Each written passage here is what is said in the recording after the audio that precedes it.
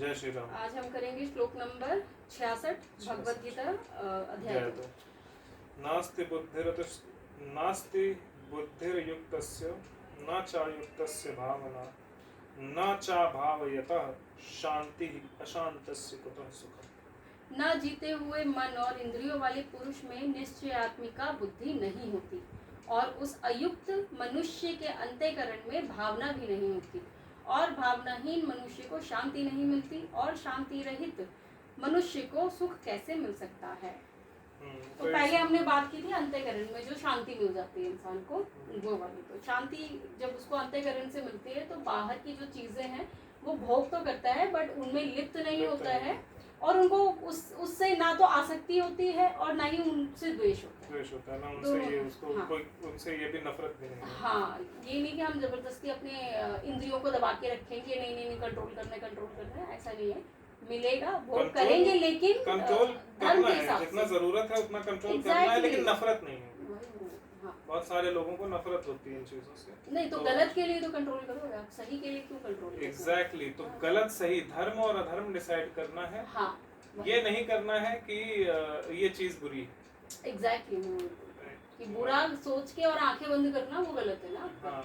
आप देखते हुए उसको ये ध्यान लगाओ कि ये गलत है और मुझे इससे ध्यान हटा लेना। हाँ, कोई एक अच्छा सा एग्जांपल चाहिए, बट कुछ ऐसा दिमाग में हमारा एक कछुआ वाला था तो एग्जांपल, एक कछुआ वाला नहीं, वो नहीं, मतलब ऐसा कोई एग्जांपल, कोई ऐसी चीज जो आपको करनी जरूरी हो।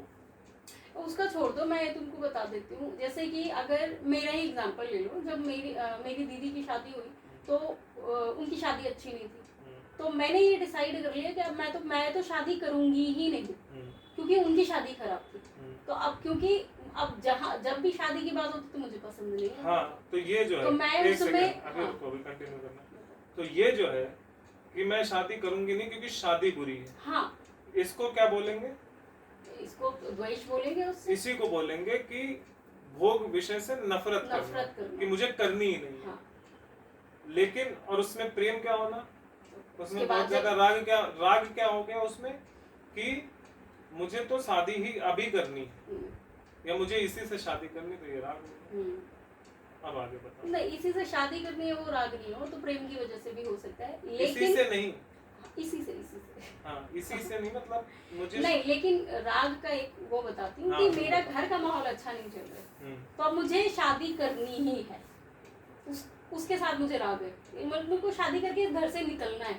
नहीं, तो ये राग में नहीं आएगा ना। हाँ, वो द्वेष में तो आएगा। हाँ, कि मुझे नफरत है भाई, शादी से मुझे नफरत है। हाँ, तो यही दूसरा एग्जांपल ले लो। अगर किसी की वो लाइफ बहुत अच्छी चल रही है प्रेम विवाह के बाद, तो उसको लगता है कि प्रेम विवाह ही बेस्ट है। अब मेरी मति बस वही है कि मैं अरेंज मैरिज करूंगी ही नहीं, मैं तो प्रेम विवाह ही करूंगी, मुझे लव मैरिज ही करना। तो जबरदस्ती किसी से भी लव कर लेना। और एक ही महीने में आज अगर बात चल रही है कि तुम्हारी शादी की बात चल रही है तो मैं करूंगी प्रेम विवाह ही। महीने भर में मैं लड़का पकड़ूंगी और मुझे ये पसंद है, मैं ये सोचूंगी भी नहीं कि वो सही है नहीं है। बस एक वो होता है ना कि बस क्योंकि मेरे को वहाँ प्रेम विवाह में राग है, लव मैरिज में राग है, तो मैं कैसे ना कैसे ट्राई करूंगी कि मैं किसी को पसंद कर ही लूं और प्रेम विवाह ही करूं। हाँ। तो यहाँ पर राग चल रहा है। ये हाँ, ये होता है अति, जहाँ पर अति आ जाए किसी चीज की। क्योंकि मैंने एग्जांपल्स देखे हैं ऐसे, जहाँ पर एक लड़की थी और उसकी शादी की जब बात चली तो उसने बोला कि मुझे तो मेरे को अरेंज करनी ही नहीं है, फिर मेरे को कुछ भी करना पड़े, तो अरेंज के बाद तो लव मैरिज ही बचती है ना। तो उसने किसी लड़के को पसंद किया, खुद से ही पसंद किया, जबरदस्ती, मतलब क्योंकि लड़का सीधा साधा खुद से पसंद किया और 6 महीने के अंदर भाग के शादी भी कर ली उसने बोला क्योंकि अरेंज मैरिज घर वाले करवाएंगे, लव मैरिज करवाएंगे नहीं, तो उसने फिर भाग के शादी की। तो ये वही था कि राग द्वेष ना होना, वो शादी तो कर सकता है, शादी कर सकता है, शादी नहीं भी कर सकता है, लेकिन उसको ये नहीं कि शादी तो बेकारी चीज है, किसी को करनी नहीं चाहिए, और उसको ये भी नहीं है कि शादी बहुत अच्छी चीज है, सबको करनी चाहिए। इन दोनों में से उसका कुछ भी नहीं है। समय के हिसाब से अगर उसको लगता है कि शादी करनी चाहिए तो वो करेगा, उसे लगता है नहीं करनी चाहिए तो वो नहीं करेगा। It's based on real time. लेकिन ये किसकी बात हो गई? पिछले वाले श्लोकों की, जिसमें हम राग और द्वेष समझने की जिसने अंतःकरण को जीत लिया, अंतःकरण को जीत लिया, राइट। उसका किसी में राग भी नहीं होगा, द्वेष भी नहीं होगा, लाइफ स्मूथ चल रही है धर्म के हिसाब से, तो वो उसी में नॉर्मल भोगता हुआ भी प्रसन्नता को प्राप्त करेगा। हाँ, लेकिन अब अगला श्लोक वो लेकिन पे है। हाँ। कि लेकिन ना जीते हुए मन और इंद्रियों वाले पुरुष में, ना जीते हुए मन, और जिसने मन और इंद्रियों को जीता नहीं है वो पुरुष मैं नहीं, वो पुरुष मैं नहीं मेरी आत्मा है। पुरुष वो है, क्योंकि जीतना आत्मा को है। हम कुछ नहीं जीत सकते, शरीर तो वैसे ही भोग के लिए, काम करने के लिए तो ना जीते हुए मन और इंद्रिय वाले पुरुष में, तो अर्थात अगर मन और इंद्रियों पर हमारा कंट्रोल नहीं है, अर्थात हमारे आत्मा का कंट्रोल नहीं है। आत्मा का कंट्रोल का मतलब है कि वो अगर आप सिर्फ आपको कुछ भी करने का मन करता है, विषय भोगने का मन करता है, तो बस भोग करना है तो करना है। आप ये नहीं सोचते कि ये धर्म है या अधर्म है। अगर आप ऐसा करते हो तो उसमें निश्चयात्मिकता बुद्धि नहीं होती है, तो ऑब्वियसली आप कैसे सोचोगे जब आपका कंट्रोल ही नहीं है मन और इंद्रियों में, तो आप डिसीजन मेकिंग ही नहीं रहेगी। आप ये सोच ही नहीं पाओगे कि ये सही है या गलत है, आपको करना है बस। ये एक तरीके से एक एग्जांपल ऐसा ले सकते हैं कि एक कोई इंसान है जिसको नई नई गाड़ी सीखी है, उसको नई नई गाड़ी मिल गई है, उसको रूल्स वगैरह कुछ भी नहीं पता, कैसे कहाँ रुकना है कहाँ नहीं रुकना, कौन सी लाइट को फॉलो करना है, किस लाइट को किस टाइम पे फॉलो करना है। उसको बस डेस्टिनेशन बता दी कि वहाँ तक जाना है और बंदा बस भगाते हुए लेके जा रहा है। उसको पता ही नहीं कि कितने सिग्नल उसने तोड़ दिए होंगे, और हो सकता है कि उसके एक्सीडेंट होने के भी चांसेस, क्योंकि हाँ कितने सिग्नल तोड़े हो, कितने बंदे फोड़े हो, उसको कुछ भी नहीं पता है। क्योंकि डिसीजन मेकिंग नहीं है। हाँ, क्योंकि उसको बस ये पता है कि मुझे जिंदा रहना। एग्जैक्टली। उसे ये पता मेरा टारगेट वो है, मेरा टारगेट वो है और मैं जिंदा पहुंचना चाहिए। हाँ। उसे इस चीज से मतलब नहीं कि बाकी लोग भी जिंदा रहने, उनकी भी सुरक्षा की जिम्मेदारी हमारी है। धर्म क्या कहता है कि सब सुखी रहे, सब इंसान नहीं। सर्वे भवन्तु सुखिना, तो यहाँ पे सर्वे मनुष्य भवन्तु सुखिना नहीं है, सर्वे भवन्तु सुखिना मतलब सभी जीव, इंक्लूडिंग एवरी एनिमल भी, छोटे इंसेक्ट्स भी, जीव जंतु सब आते हैं उसमें, सारे के सारे सुखी रहे। तो ये होता है, तो वो निश्चयात्मिकता बुद्धि नहीं होती, मतलब वो डिसीजन नहीं ले सकता। और जितने भी मेरे हिसाब से जो आज के टाइम में जो भी चाहे नॉन वेज खाते हो, चाहे कुछ पशुओं के साथ अभद्र व्यवहार करते हो, कुछ भी इंक्लूड कर लो तुम, वो सारे मूर्ख हैं, वो लिटरली मूर्ख हैं, और वो विवेक उनके अंदर बिल्कुल भी नहीं है, क्योंकि वो डिसीजन मेकिंग ले ही नहीं पा रहे ना कि मैं क्या गलत कर रहा हूँ। जब आप अपने आप को जज ही नहीं कर पा रहे हो तो आपके अंदर डिसीजन मेकिंग कैसे आएगी? दूसरों को जज करने के लिए डिसीजन मेकिंग नहीं होती है, आपको खुद सही गलत जज करने के लिए डिसीजन मेकिंग होती है कि जो मैं करूं वो सही होना चाहिए। सबसे पहले तो आप अपने को जज कर सकते हो। इम्पोर्टेंट यही है ना, पहले आपको जब खुद ही नहीं पता है कि आप सही गलत कर रहे हो कि नहीं कर रहे हो, तो फिर क्या ही आप किसी और को जज करोगे। प्रॉब्लम आज के टाइम में ये है कि लोग दूसरों को जज करना तो चाहते हैं, बट अपने को जज करना कोई नहीं चाहता, और दूसरों को भी इसीलिए वो गलत जज करते हैं क्योंकि वो अपने को ही नहीं जज कर पाते सही गलत क्या है।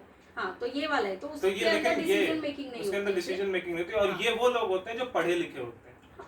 पढ़े लिखे का मतलब अनपढ़ और पढ़े लिखे का मतलब ही नहीं, पढ़े लिखे मैं बता रहा हूँ, पढ़े लिखे होते हैं। पढ़े लिखे का सिंपल मतलब ये होता है कि जिसको पढ़ाया गया, जिसको सिखाया गया। अब उसको क्या सिखाया गया है, उसको अच्छा भी सिखाया गया हो सकता है, बुरा भी सिखाया गया हो सकता है, कुछ भी सिखाया गया हो सकता है, न्यूट्रल भी सिखाया गया हो सकता है। पढ़े लिखे का मतलब सिर्फ एजुकेशन क्वालिफिकेशन से नहीं है। एजुकेशन क्वालिफिकेशन है, नहीं, इंक्लूडिंग एजुकेशन क्वालिफिकेशन। पढ़े लिखे का मतलब सिर्फ इतना है कि उसको पढ़ाया लिखाया गया है, मतलब वो कहीं से कुछ सीख के आया है। हाँ, बट उसकी खुद की निश्चयात्मकता बुद्धि नहीं है, वही वो बुद्धिमान नहीं है। He cannot make the decision। उसे बोल दिया गया कि बकरा खाना है तो वो खाएगा, क्योंकि उन्होंने बोला है, हमारे एंसेस्टर्स ने बोला है खाना है तो हम खाएंगे। बस हमारे पास अपना दिमाग नहीं है कि हम क्यों खाएं यार, हम क्यों जान ले। जब हमारे पास एक समय था प्राचीन काल में, जिस समय पे ऐसा होता था कि जब एक जगह पर पृथ्वी के एक भाग में लोगों को कृषि और ये सब करने का ज्ञान नहीं था। पूरी पृथ्वी पर नहीं, पृथ्वी के एक भाग पर। आज भी ऐसी बहुत सारी कबीले जहाँ पे उनको नहीं था कि खेती क्या कैसे करते हैं, क्या उगाना है, उनको कुछ नहीं पता था, वो जानवर को मार के खा जाते थे। वहां पे वो वैलिड था, लेकिन क्योंकि वो उन्हीं से जन्म लेने के बाद, उन्हीं से जन्म लेके दुनिया के अलग अलग कोनों में बिखर गए, उन कोनों में पहुंच गए जहाँ पर बढ़िया खेती किसानी हो सकती थी, खाने पीने के लिए वनस्पतियां और सब फल सब कुछ अवेलेबल था। लेकिन उन्होंने भी, क्योंकि वो बुद्धि का उपयोग नहीं कर सकते, तो पढ़ाए लिखाए हुए थे कि ये करना है, तो उन्होंने क्या किया कि जहाँ पर उनके पास बिना किसी जीव की हत्या किए, बिना किसी जीव का खून बहाए अपने पेट को पालने की पॉसिबिलिटी थी, वहां भी उन्होंने वही कार्य जारी रखा। तो ये होते हैं निर्बुद्धि। हाँ, तो इसमें दो चीजें आती है, एक तो वही काम जारी रखा, या फिर अगर वो काम नहीं भी किया, उन्होंने ठीक है उन्होंने वनस्पति खाना चालू भी कर दिया, तो भी वो अपने क्या बोलते हैं रीति रिवाजों के नाम पर वो उस परंपरा को फिर भी कंटिन्यू करें नहीं। वो जब दूसरी जगह पे पहुंचे तो वो दोनों चीजें एक्सप्लॉइट की ना। उन्होंने वनस्पतियां तो खाई, लेकिन वो जानवरों को मारना बंद नहीं किया। वही तो वो नेचर को और बुरी तरह से एक्सप्लॉइट कर रहे हैं। तो पहले तो कम से कम सिर्फ जीव हत्या करके खा रहे थे, अब वो वनस्पतियां भी खा रहे हैं और वो भी खा रहे हैं, तो मतलब वो ज्यादा भोग करने लग गए, नेचर से ज्यादा लेने लग गए, राइट। और वो क्यों ले रहे हैं? क्योंकि वो सिर्फ पढ़े लिखे हैं, उनको पढ़ाया गया है कि आप ये कर सकते हो और ये करने में कोई प्रॉब्लम नहीं है। वो अपनी बुद्धि नहीं यूज कर रहे हैं। क्यों बुद्धि यूज नहीं कर रहे हैं? क्योंकि उनके अंदर डिसीजन मेकिंग नहीं है, क्योंकि उनका ना मन कंट्रोल में है आत्मा के, ना इंद्रिय कंट्रोल में, बल्कि उनकी आत्मा मन और इंद्रिय के कंट्रोल में है। तो जब वो कहती है कि बाहर वाले ने, किसी ने कुछ बोला या बाहर से विषय आया कि मुझे ये भोग करना है, तो वो कहता मैं यही करूंगा। आत्मा तू कुछ भी बोल, तेरी नहीं मानी जाएगी, बाह्य विषयों को हम लेके चलेंगे। तो उसके बाद तो फिर क्या होता है, उस अयुक्त मनुष्य के अंतःकरण में भावना भी नहीं होती। सबसे इंपॉर्टेंट चीज जो हम बात कर रहे थे, भावना नहीं होती। क्यों? क्योंकि जब जीव हत्या आप करते हो, हाँ, जब आप जीव हत्या करते हो तो भावना आती है। जो भावना होती है ना, वो अंतरात्मा ही बोलती है कि मत मार इसको, ये तड़प रहा है, इसको मत मार, वो आत्मा बोलती है। लेकिन मनुष्य क्या कहता है जब बाह्य प्रभाव में था, क्योंकि वो पहले से पढ़ा लिखा हुआ है, तो उसको बोला जाता है कि नहीं, survival of the fittest, kill him, पेट भरना है, मारो इसे, तब वो मार देता है। वो अंतरात्मा की नहीं सुनता, जो कह रही है, जिसमें भावना, जो भावना की बात कर रही है कि ये तेरे जैसा ही है, इसमें से तेरे जैसा ही खून निकलेगा, इसमें से तेरे जैसा ही मांस निकलेगा, इसकी आंखें देख तेरे जैसे ही ये डरी हुई हैं, वो सारी चीजें वो अंतरात्मा आपकी बोलती है। लेकिन वो उस अंतरात्मा को सुला चुका होता है, क्योंकि वो इंद्रियों के कंट्रोल में होता है। वो उस अंतरात्मा की बात को नहीं सुनता और वो खटाक से उसको काट देता है और उसको नोचना शुरू कर देता है। तो इस अयुक्त मनुष्य के अंतःकरण में भावना भी नहीं होती, और जिसमें भावना नहीं होती, उस भावनाहीन मनुष्य को कहीं शांति भी नहीं मिलती। भोग में अटकता रहता है ना, उसको आज ये चाहिए तो कल वो चाहिए, राइट, फिर परसों वो चाहिए। एग्जैक्टली। तो वो इसको मारेगा, फिर उसको मारेगा, वो मार मार के भी खुद ही मर जाएगा, लेकिन वो कभी सुखी नहीं हो पाता है। क्योंकि वो सिर्फ आपको बोलेगा कि अरे आज तो बड़ा मजा आ गया, मुर्गा खाया, या जो भी उसको करना है उसने खाया, वो कितनी देर तक सुख रहेगा उसको? एग्जैक्टली। वो ज्यादा दिन नहीं सुखी रहता, फिर दूसरे दिन उसको नया चाहिए। लेकिन उसको सुख वही है ना, इनके हिसाब से सुख वो है, वो शांति नहीं मिलती ना। सुख तो जीवा का मिल जाता है, उसको वो सुख होता नहीं ना, वही तो वो तुरंत खत्म हो जाता है।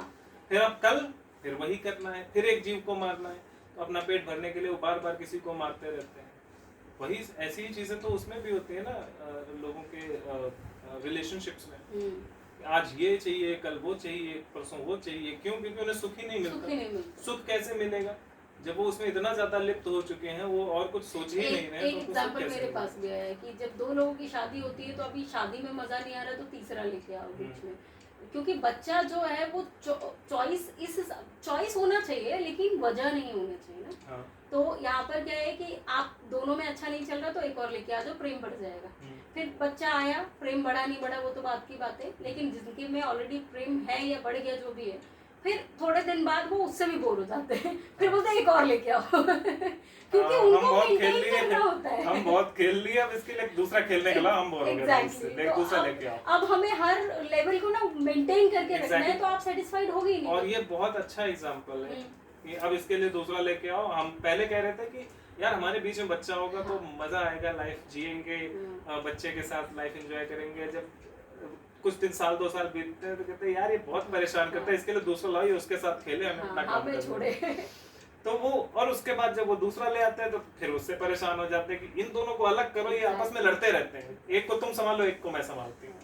तो संतुष्ट हो कहीं, संतुष्टि कभी होगी नहीं, क्योंकि मन में शांति नहीं होती। लेकिन वहीं पे अगर वो अपनी बुद्धि का उपयोग करें, वही तो संतानों को वो धर्म के बारे में अपना ज्ञान देते रहे, धीरे धीरे बच्चों को सिखाते रहे, उनके साथ धर्मयुक्त आचरण करें, संस्कार डालना शुरू करें, तो बच्चा उस तरह से ट्रेन हो जाएगा। क्योंकि वो लेके क्योंकि उसके अंदर भी आत्मा है जो उसको सही बात बोलेगी। इट्स जस्ट दैट क्योंकि आप उसको उसको कंफर्मेशन नहीं दे रहे।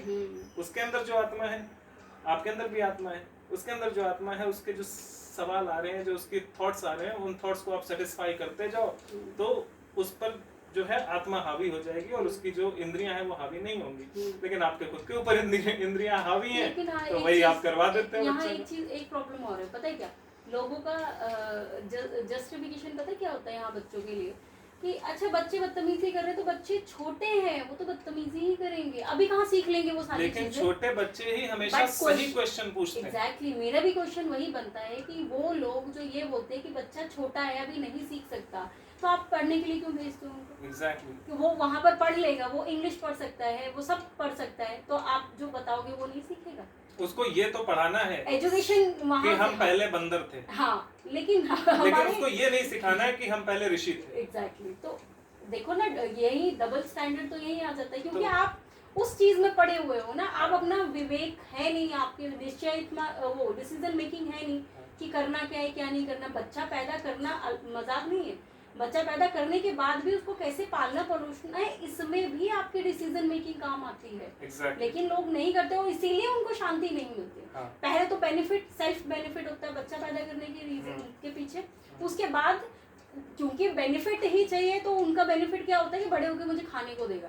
उनका ये होता ही नहीं कि इसको हमारा भी कुछ कर्तव्य बनता है एक्सेप्ट कि हम उसको कुछ बनाना है, इसके अलावा भी उसको कुछ समझाना है, कुछ बनाना है, यही होता है ना, बस उसको कुछ बनाना है। हाँ, यही होना चाहिए। हाँ, लेकिन उनको पता नहीं कि बनाना क्या है। हाँ, वो भौतिक, वही बात फिर से आ गई ना कि जब अंदर की बात हो रही तो उसको अंदर से डेवलप करो, वो उसको अंडर डेवलप कर देते हैं। एक्चुअल में अंदर से डेवलप करना चाहिए पर उसको वो अंडर डेवलप करते हैं क्योंकि उसको आप बाहर से डेवलप कर देते हैं कि जो बढ़िया कपड़ा पहन के तू जा साइंटिस्ट बन जा, लेकिन उसको अंदर से कुछ पता ही नहीं। तू जा इंजीनियर बन जा, बट वो अंदर से, उसके अंदर संस्कार नहीं है, उसको सत्य असत्य का ज्ञान नहीं है, उसके अंदर भावना नहीं है, he can not make decision. तो ये तो डिसीजन ले सकता है कि नींव कितनी गहरी खोदनी है, लेकिन वो ये डिसीजन नहीं ले सकता कि किसी जानवर को मारना है या नहीं मारना है, किसी स्त्री के साथ किस तरह से बिहेव करना है कि नहीं करना है। ये डिसाइड नहीं कर सकता कि भगवान, हाँ, वो ये डिसाइड नहीं कर सकता कि भगवान का अर्थ क्या है। जो उसको बताएगा वो वही पत्थर की लकीर लेके जो भगवान तक पहुंचने की भी कोशिश नहीं कर सकता। वो ये डिसाइड नहीं कर सकता कि सही क्या है गलत क्या है। जो किसी किताब में लिखा है बस वही सही है, वो इस हिसाब से चलता है। He can not make any decisions. If he can not make any decisions, he is good for nothing. Exactly, भौतिक चीजें ही तो कर रहा है, वो किसी लायक ही नहीं है। तो हम वहीं पे थे, कौन सी बात कर रहे थे? अंतःकरण में भावना। हाँ, तो फिर मनुष्य को शांति नहीं होती। जिसमें डिसीजन मेकिंग नहीं होती, डिसीजन मेकिंग आती कहाँ से? अंतरात्मा के थ्रू। और जब उसके अंदर डिसीजन मेकिंग नहीं होती, इस अयुक्त मनुष्य के अंतःकरण में भावना भी नहीं होती। भावना की हमने भी बात की कि वो कुछ भी काट पीट करता रहता है, जबकि अंतरात्मा रोकती है। भावनाहीन मनुष्य को कभी शांति नहीं मिलती, जिसके बारे में भी बात की। अलग अलग चीजें वो ढूंढ के लाता है, लेकिन उसको किसी चीज में खुशी नहीं मिलती। एक चीज करी, उसके बाद उसको दूसरी करनी है, फिर तो कुछ दिन उसमें उसको लगता है कि हाँ मजा आ रहा है, फिर वो उससे परेशान होता है, फिर कुछ और करना है, फिर उसमें कुछ दिन मजा आ रहा है, तो उसको शांति कभी नहीं मिलती। अब जो मनुष्य शांति रहित है, उस मनुष्य को सुख कैसे मिल सकता है? तो शांतिहीन मनुष्य को कभी सुख नहीं मिलता, तो वो कभी सुखी भी नहीं हो पाता है। यही है इस पूरे श्लोक का सार। दोबारा पढ़ते हैं। नास्ति बुद्धि अयुक्तस्य न चायुक्तस्य भावना न चा भावयतः शांति अशांतस्य कुतः सुखम्। अशांति को कहाँ सुख। तो ये है इसका पूरा अर्थ। चलो, ये बड़ी